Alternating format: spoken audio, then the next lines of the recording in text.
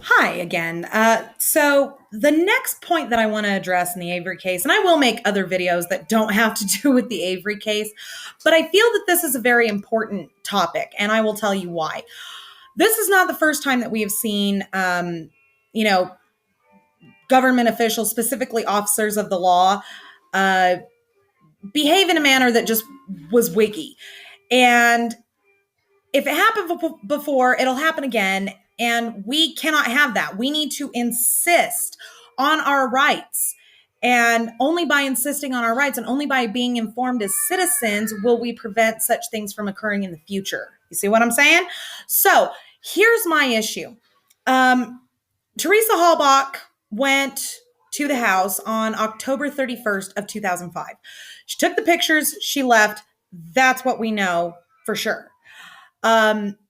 Now, here's the thing, though, is that if the body wasn't found for until like the fourth day of the investigation, why in the fuck were the officers treating this like a full-on homicide investigation from day one? They did not follow protocol. Up until the body was found, she was listed as a missing person. At least that's the protocol that is supposed to occur during an investigation.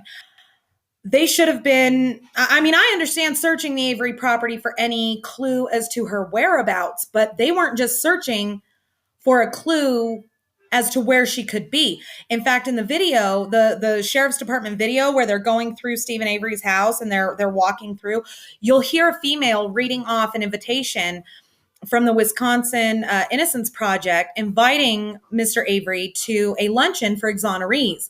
And she's reading it off. And at the end of it, she giggles and then says, "I don't think he's going to make it." Why would she say that? Why would she say, "I don't think he's going to make it," if they hadn't already decided that they were going to make good and goddamn sure he was arrested? Point number one. Point number two is during the same video, they're sweeping through the house and they open up a closet. They look down, they see these shoes, this collection of shoes. And she says something along the lines of,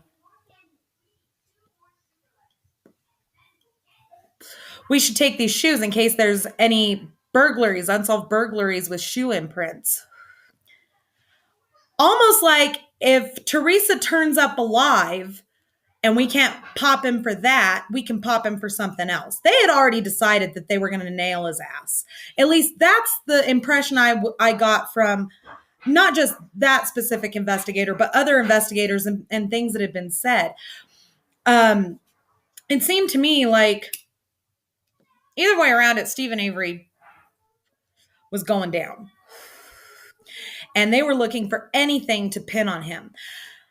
Now, here's another issue that I noticed throughout the first three episodes. I'm rewatching the whole thing and I'm taking notes just, so that I can keep my questions in my head.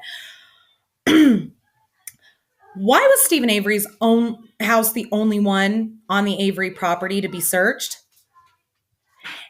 If there is a missing person, the last place she was seen was a family compound where there were several houses and several buildings. Why was his home the only one searched and his garage the only one searched? Standard protocol would call for them to search every building on the fucking property looking for clues as to her whereabouts, but they didn't do that. They focused strictly on Stephen Avery's residence, strictly on his garage, strictly on the burn pit in his backyard, and strictly on the burn barrel near his property. That's not standard protocol.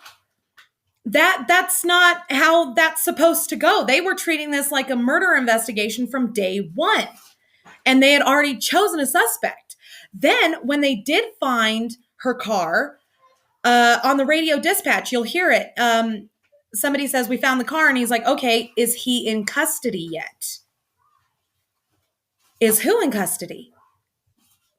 Why would you need somebody in custody if there's no body? If there's no body, there's no proof of a murder.